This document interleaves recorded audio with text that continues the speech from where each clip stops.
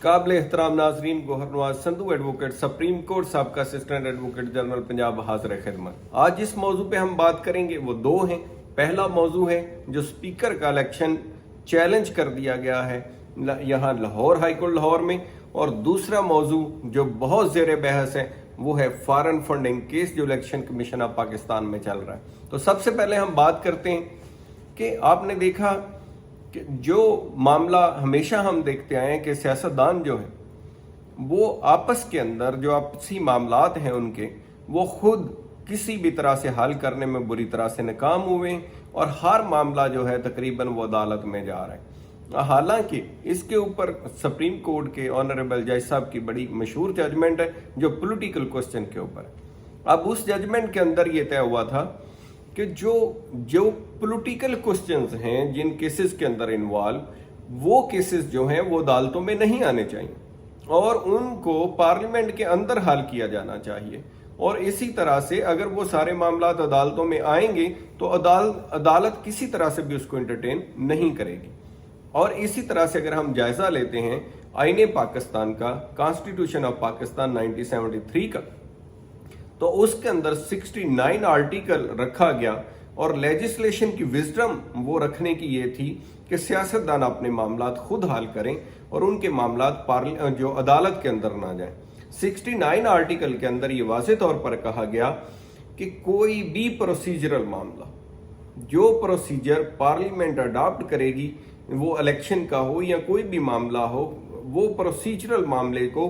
किसी अदालत में चैलेंज नहीं किया जा सकता। यानी कॉन्स्टिट्यूशन के अंदर एक कदगन लगा दी गई। और आपने इसको माजी में भी देखा, जब सेनेट का इलेक्शन हुआ था तो सेनेट के इलेक्शन के अंदर चेयरमैन सेनेट के लिए 2 उम्मीदवार थे, जिसके अंदर एक मोहतरम सादक संजरानी साहब और एक मोहतरम सैयद यूसुफ रजा गिलानी साहब। दोनों उम्मीदवारों के दरमियान मुकाबला हुआ। मुकाबले के अंदर 7 वोटों को रिजेक्ट कर दिया गया। अब जो 7 वोट रिजेक्ट किए गए उसके ऊपर दोनों पार्टीज जो उस वक्त की पार्टीज थी जो कंटेस्ट कर रही थी इलेक्शन, उन्होंने इसके ऊपर अपने अपने मामलात को, एक ने दुरुस्त करार दिया और एक ने कहा कि उनका जो कैंसिल होना है वो गलत है, और उसको यूसुफ रजा गिलानी साहब ने चैलेंज कर दिया क्योंकि सादक संजरानी साहब उसमें चेयरमैन सेनेट इलेक्ट हो गए थे। उसमें आपने फाइंडिंग देखी कि फाइंडिंग ये आई कि ये क्योंकि आर्टिकल 69 कॉन्स्टिट्यूशन ऑफ पाकिस्तान के तहत आता है मामला, लिहाजा अदालत जो है वो इसमें किसी तरह से भी मुदाखलत नहीं कर सकती। ये प्रोसीजरल मामला है और इसलिए उसमें मुदाखलत ना की गई। यहाँ जब मामला आता है स्पीकर के इलेक्शन का, तो उसके अंदर आपने देखा कि यहाँ कहा जा रहा है, एलिगेशन ये लगाया जा रहा है कि उसके अंदर सीक्रेट बैलेट जो था उसकी सिक्रेसी को जो डिस्टर्ब किया गया है, कोई सीरियल नंबर लगा दिए गए हैं, ये ऐसी कोई चीज़ है। अब पाकिस्तान मुस्लिम लीग नून ने ये क्योंकि पटिशन दायर की है और सबसे पहला जो कानूनी क्वेश्चन उन्हें फेस करना पड़ेगा वो ये होगा कि इस पटिशन की मेंटेनेबिलिटी क्या है। मेंटेनेबिलिटी के अंदर उन्हें साबित करना है कि ये केस जो है अदालत सुन सकती है, और उसी आइन को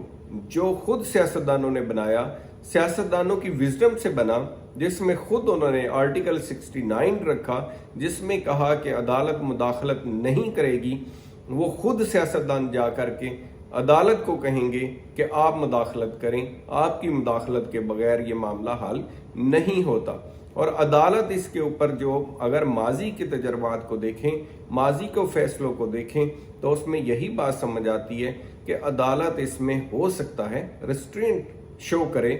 और इससे जो माजी के फैसलों की रोशनी में लगता नहीं कि वो इसके अंदर मुदाखलत करें। और दूसरे एंड के ऊपर इसमें क्योंकि फैक्चुअल कंट्रोवर्सी होगी जिसके ऊपर हो सकता है शहादत भी दरकार हो, रिकॉर्ड भी दरकार हो, सारी चीज़ें हों, तो रेट में रिकॉर्ड तो मंगवाया जा सकता है लेकिन शहादत रिकॉर्ड नहीं की जा सकती। तो ये भी एक दूसरा माइलस्टोन होगा जिसको तय करना होगा पाकिस्तान मुस्लिम लीग नून को, ये साबित करने के लिए कि इस केस को सुना जा सकता है और इसके ऊपर अदालत कोई अपना वर्डिक्ट दे। दूसरी तरफ अगर हम आते हैं तो वो है foreign funding case. Foreign funding case के अंदर ये है कि दोनों तरफ से मामलात चल रहे हैं, केसेस तमाम जमातों ने मुख्तलिफ पटिशन्स दायर की हुई हैं और उसके ऊपर एक स्क्रूटनी कमेटी भी आपने देखा माजी में बनाई गई। अब स्क्रूटनी कमेटी के वो एक्सपर्ट लोगों को जो भी रखे गए अपने तौर पर इलेक्शन कमीशन ने मुनासिब समझे, उनके ज़िम्मे ये था कि वो तमाम जांच पड़ताल करें, तमाम इशूज़ की, तमाम मामलात की, तमाम फंड्स की, तमाम अकाउंट्स की, और पार्टियों से तमाम डिटेल्स लेके बताएं कि ऐसी कोई जो मामला है जो फॉरेन फंडिंग का जिसके अंदर ममनुआ फंडिंग है, ऐसी कोई ममनुआ फंडिंग है या नहीं है, या उसकी क्या सूरत हाल है। लेकिन वो तो मामला अभी उधर ही रहा, लेकिन एक और क्वेश्चन उठा इसके दरमियान से। वो क्वेश्चन ये था कि फेयर ट्रायल होना चाहिए। आपने देखा कॉन्स्टिट्यूशन का जो आर्टिकल 10A है, जो 18वीं तरमीम के बाद खास तौर पर ऐड किया गया कॉन्स्टिट्यूशन ऑफ पाकिस्तान के अंदर, जिसमें पार्लियामेंट की विजडम ये थी, जिसके अंदर ये बल्कि लिखा हुआ है कि फेयर ट्रायल का हर बंदे को मौका मिलेगा, और इंसाफ का जो तकाजा है कि इंसाफ ना सिर्फ हो बल्कि होता हुआ नजर आए, उसी के तहत ये आर्टिकल 10 ने स्पेशल शामिल किया गया, और खुद पार्लियामेंटेरियंस ने ही ये शामिल किया इसी विजडम पे कि फेयर ट्रायल होना चाहिए, हर बंदे को फेयर मौका मिलना चाहिए। अब यहाँ क्वेश्चन ये उठा, जब तमाम जमातों ने मुख्तलिफ अपनी पटिशन्स डाल दी, तो उसके ऊपर एक तरफ ये मुतालबा है कि सिर्फ एक जमात का जो कि PTI है उसके केस का फैसला फौरन कर दिया जाए। हर रोज ये मुतालबा सुनने में आ रहा है। दूसरी तरफ से ये एक मुतालबा आता है कि सिर्फ एक केस का ही क्यों कर दिया जाए फैसला, और तमाम केसेस क्योंकि एक नोयत के हैं तो तमाम केसेस का फैसला इकट्ठा क्यों नहीं होना चाहिए। और तहरीक इंसाफ का ये मौक़िफ़ कि तमाम केसेस को इकट्ठा सुना जाए क्योंकि एक ही नोयत के केसेस हैं, इसका अभी हम जायजा ले रहे हैं कानून की नज़र में। अब कानून के अंदर देखें तो अदालतें जब अपना कंडक्ट करती हैं कोर्ट, तो उसके अंदर एक लफ्ज़ है प्रायोरिटी डिमांड्स। प्रायोरिटी का मतलब यह होता है कि तरजीह किस चीज़ को देनी है, तरजीहात क्या होनी चाहिए इंसाफ करते हुए, जस्टिस करते हुए। तो उसमें ये चीज़ सामने आती है, आप देखेंगे कि एक ही नेचर के जो हमने देखा अपने तमाम तजर्बे के अंदर, वो प्रायोरिटी डिमांड के तहत ये होता है कि एक ही नेचर के तमाम केसेस को क्लब कर दिया जाता है। क्लब करने से मुराद ये है कि उनको एक जगह के ऊपर इकट्ठे एक ही तारीख के लिए एक ही जज साहब के पास लगा दिया जाता है, या एक ही बेंच के पास लगा दिया जाता है। वो 3 रुकनी हो, 5 रुकनी हो, 2 रुकनी हो, 1 रुकनी हो, जो केस उसको सुन रहा हो, कोशिश की जाती है कि उसको उसी के पास लगा दिया जाए और तमाम केसेस को क्लब कर दिया जाए। उन केसेस को क्लब करने की जो मंशा है वो ये है कि कंट्राडिक्टरी व्यूज ना आए, और अगर 2 जजेस सुन रहे हैं या 3 जजेस सुन रहे हैं तो किसी एक नुक्ते के ऊपर जजेस का डिफरेंस ऑफ ओपिनियन ना सामने आ जाए। यानी एक जज तो उसके ऊपर किसी पिटिशन को मंजूर कर ले, दूसरा उसके खिलाफ ऑर्डर कर दे, रिजेक्ट कर दे, और फिर एक कन्फ्लिक्ट ना पैदा हो जाए कोर्ट के फैसलों के अंदर, और पार्टीज और इंसाफ के तमाम अदारे जो हैं इसके ऊपर कन्फ्यूजन का शिकार ना हो जाए कि ये अलग अलग जो फैसले आ गए हैं तो किस जज का फैसला माने, राइट या लेफ्ट। एक जज ने जो फैसला किया है रिजेक्ट करने वाला, या उसका माने जिसने एक्सेप्ट किया है। तो इस मुश्किल से बचने के लिए ये लॉजिक रखी गई है कि तमाम केसेस को क्लब कर दिया जाए और कोई एक जज सुने, और वो जो फैसला दे, अगर कोई पार्टी उससे मुतफिक ना हो तो उसको वो आगे मुख्तलिफ तरीकों से, अगर रिट में है तो इंट्रा कोर्ट में चला जाए, अगर वहां भी मुतमिन नहीं है तो CPLA में चला जाए। लाइक वाइज अगर सुप्रीम कोर्ट में है तो फिर सेम बैच सुन ले, और किसी को मसला है अगर मुतमिन नहीं है तो वो रिव्यू पिटिशन के अंदर चला जाए।